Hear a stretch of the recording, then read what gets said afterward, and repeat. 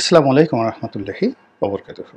সম্মানিত দর্শক, আওয়ামী লীগের পলাতক অনেক নেতৃবৃন্দ তারা সামাজিক মাধ্যমে এসে নানা রকম মন্তব্য করছেন এবং বিভিন্ন যারা বিদেশি বা প্রবাসী ইউটিউবার রয়েছেন। বিদেশি বললাম যে দেশের বাইরে থেকে অনেকেই ইউটিউব পরিচালনা করেন, বিদেশি ইউটিউবার।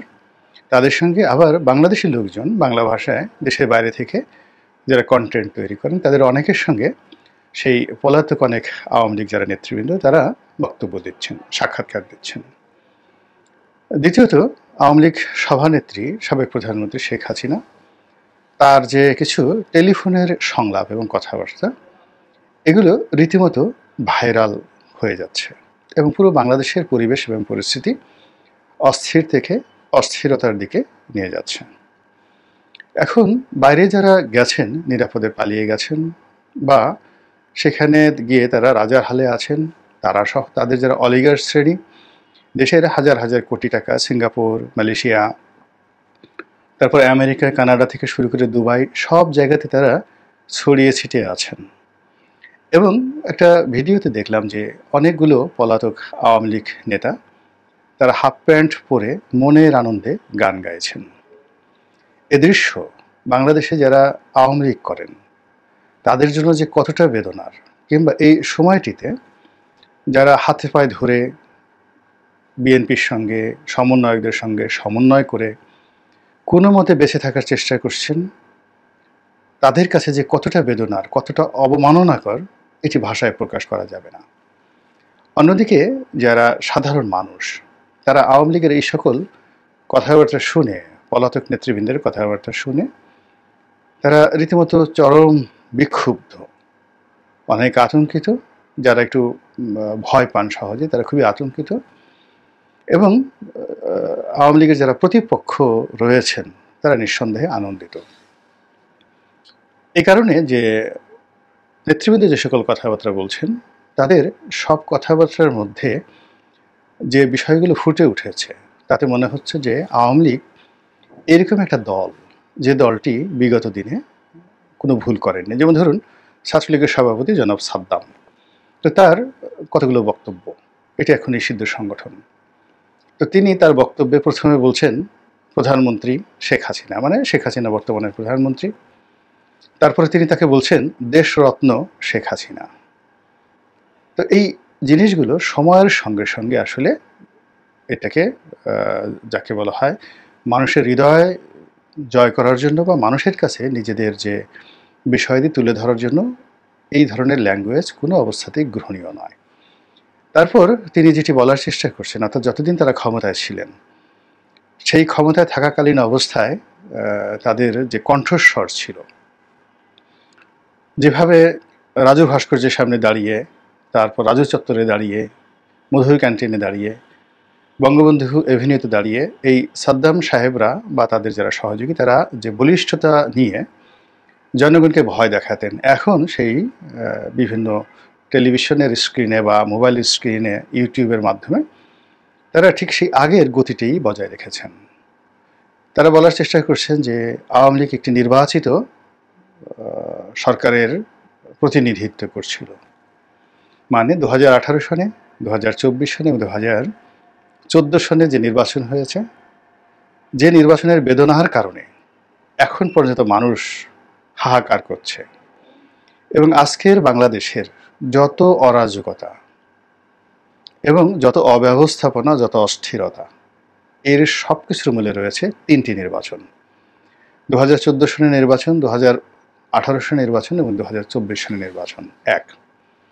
দ্বিতীয়ত হলো যে আওয়ামী লীগের দমন এবং পীড়নের ফলে আওয়ামী লীগের ভিতরে কোনো নেতৃত্ব তৈরি হয়নি। যারা তৈরি হয়েছে তারা সবার আগে পালিয়ে গেছেন, আর যারা পালাতে পারেনি তারা জেলখানাতে।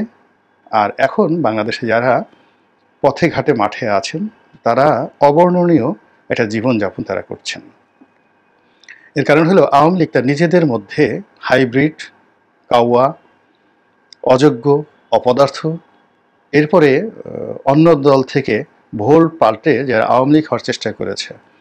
এবং এখন তো আপনারা অনেকেই দেখতে পাচ্ছেন যে শিবিরের অনেক লোক আওয়ামী লীগের মধ্যে তারপর ছাত্রলীগের মধ্যে লুকিয়েছিলেন এবং কত বড় পদে থেকে তারা শক্তি সঞ্চয় করেছেন যে একটা বিপ্লব তারা সংগঠিত করে ফেললেন এই আওয়ামী লীগের ঘাড়ের উপর ভর করে।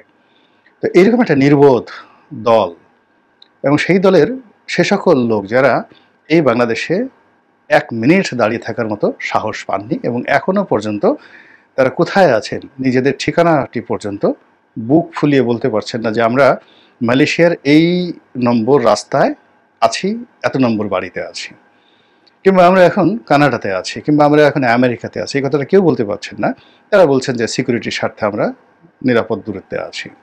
তো সেখানে বসে তারা এই বড় বড় যে কথাগুলো বলছেন তার বলার আগে তাদের একবারও অনুশোচনা হচ্ছে না যে এই 3টে নির্বাচনের ফলে পুরো দেশকে, জাতিকে, অন্যান্য রাজনৈতিক দলকে যেভাবে শেষ করে দেওয়া হয়েছে তার চাইতে সবচেয়ে বেশি শেষ করে দেওয়া হয়েছে আওয়ামী লীগকে।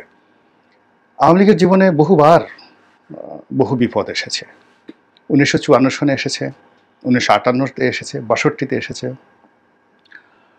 69-এ এসেছে, 68-তে এসেছে। সব জায়গাতেই বা সব সময়টিতেই তাদের 3 থেকে 4 সারির বা 5ম সারির নেতৃবৃন্দ ছিলেন। এক গ্রুপ গিয়েছেন জেলখানাতে, অন্য গ্রুপ নেতৃত্ব ধরেছেন এবং তাদের ইমেজ ছিল, তাদের সাহস ছিল, শক্তি ছিল এবং তারা কোনো অবস্থাতেই কিন্তু আওয়ামী লীগকে ছেড়ে যায়নি। ফলে 75-এর 15ই আগস্টের পর দেখা গেল বঙ্গভবন যারা নিয়ন্ত্রণ করছেন তারাও আওয়ামী লীগ, জেলখানা যারা নিয়ন্ত্রণ করছেন তারাও আওয়ামী লীগ, আবার বঙ্গভবনকে যারা অপোজ করছেন রাজপথে তারাও আওয়ামী লীগ।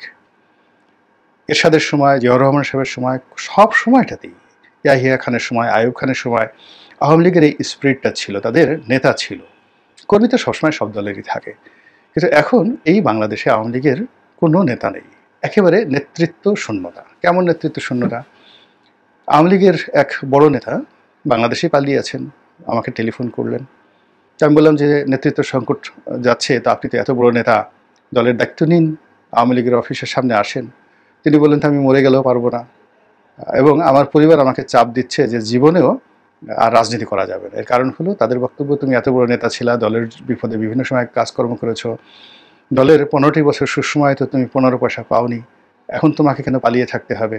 এই যে তার ছেলেমেয়ে যে কথাগুলো বলছে, বলার পর তিনি রাজনীতির প্রতি আগ্রহ হারিয়ে ফেলেছেন। এইভাবে বাংলাদেশে হাজার হাজার আওয়ামী লীগের নেতাকর্মী তৃণমূলে আছেন যারা পালাতে পারেননি, বা অনেকে কিছুই পাননি জীবনে কিন্তু পালিয়ে আছেন। তো এই মানুষগুলো যখন এই যারা পলাতক বিদেশি নিরাপদ আশ্রয় থেকে এই ধরনের কথাবার্তা বলছেন, তারা মানসিকভাবে আরও ভেঙে পড়ছেন এবং তাদের যে রাজনৈতিক ভবিষ্যৎ এটি ক্রমশ মানে যাকে বলা হয় বিপদ থেকে বিপজ্জনক অবস্থাতে চলে যাচ্ছে। একটা জিনিস চিন্তা করুন যে 2001 থেকে 2006 সন পর্যন্ত বিএনপির যে জমানা, সেই জমানাতে তাদের ভুল এবং ত্রুটির কারণে আজ পর্যন্ত বিএনপি দাঁড়াতে পারছে না। টিল নাও টুডে প্রচণ্ড জনপ্রিয়তা, মানে এখন আওয়ামী লীগের সাথে বিএনপির জনপ্রিয়তা অনেক বেশি, কিন্তু তারা দাঁড়াতে পারছে না। এর কারণ হলো প্রশাসনের বিভিন্ন স্তরে, জুডিশিয়ারিতে, মিলিটারিতে, পুলিশে, ওই যে 2006 সনে তাদের যে বদনাম হয়েছিল, শত্রুতা তৈরি হয়েছিল, সেই শত্রুতাটা বাড়তে বাড়তে এমন একটা জায়গাতে আসছে যে জনপ্রিয়তা আছে, সমর্থক আছে, সম্ভাবনা আছে, কিন্তু এই একটা নির্বাচন করে তার ফলাফলটাকে এনে আবার ক্ষমতায় যাওয়ার জন্য যে স্ট্রাকচার দরকার সেটা বিএনপি অর্জন করতে পারেনি। তো বিএনপির যে ভুল বলেন, অপরাধ বলেন, অন্যায় বলেন, খাম্বা বলেন, হাম্বা বলেন, এটির শতগুণ বললে ভুল হবে, 1000 গুণ অপকর্ম করেছে, ভুল করেছে আওয়ামী লীগ সে 2009 থেকে আজ অবধি।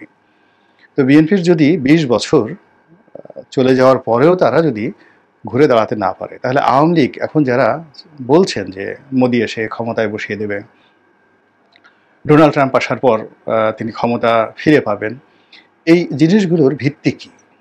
What is the mathematical reality? আপনি অঙ্ক কষে কষে দেখেন যে এই ধরনের ঘটনা সম্ভব কিনা, 2+2=4, এটা সম্ভব কিনা, এরপরে সাম্প্রতিক সময় সেই ঘটনাগুলো ঘটেছে কিনা। যদি তা না হয় তাহলে এখানে সেই যে গতানুগতিকভাবে এগোতে হবে। একটা জিনিস চিন্তা করুন, 1971 সনে জামাত যে ভুল করেছে, সেই ভুলের জন্য দেখুন জামাতের একটা টায়ার, একেবারে শীর্ষ যারা নেতৃবৃন্দ আছে সবাই কেউ জেলে মরেছেন, কেউ ফাঁসিতে মরেছেন। আর এখন এত বছর পরে, অর্থাৎ ৫৩ বছর পরে এখনও সেই মুক্তিযুদ্ধের বিষয়ে যখন জামাতের আমির কোনো একটা কথা বলেন, সঙ্গে সঙ্গে সারা বাংলাদেশ গর্জন করে ওঠে। তো একই অবস্থাতে আওয়ামী লীগের যে ভুলগুলো রয়েছে এগুলো তো আগে স্বীকার করতে হবে এবং সেখান থেকে বের হয়ে আসতে হবে। অন্যথায় আওয়ামী লীগ যদি আবার বলে ২০১৪ সালের নির্বাচন আমাদের কোনো অপশন ছিল না, ২০১৮ সনে কোনো রাতের ভোট হয়নি, ২০২৪ সনে তো একেবারেই এমন ভোট হয়েছে, মানে সবাই সেখানে গিয়ে উপস্থিত হয়ে ভোট দিয়েছেন, এই কথা বলে যারা পালিয়ে গেছেন তারা তো আসতে পারবেনই না। আর যারা বাংলাদেশে আছেন, এই আওয়ামী লীগের দল যারা করছে তাদের সামাজিক জীবনে আরও বিপর্যয় নেমে আসবে। এক, ২ নম্বর হলো যে আওয়ামী লীগ এখন যে পর্যায়ে পৌঁছে গিয়েছে তার হাতে দুটো অপশন আছে অনলি। একটা হলো তাকে সার্ভাইভ করতে হবে এবং পরিবর্তিত পরিস্থিতিকে মেনে নিয়ে সার্ভাইভ করতে হবে, ভুল স্বীকার করতে হবে এবং তাদের যে ভালো কাজগুলো ছিল সেই কাজের ওসিলায় আবার তাদেরকে এগোতে হবে ভালো মানুষের নেতৃত্ব নিয়ে।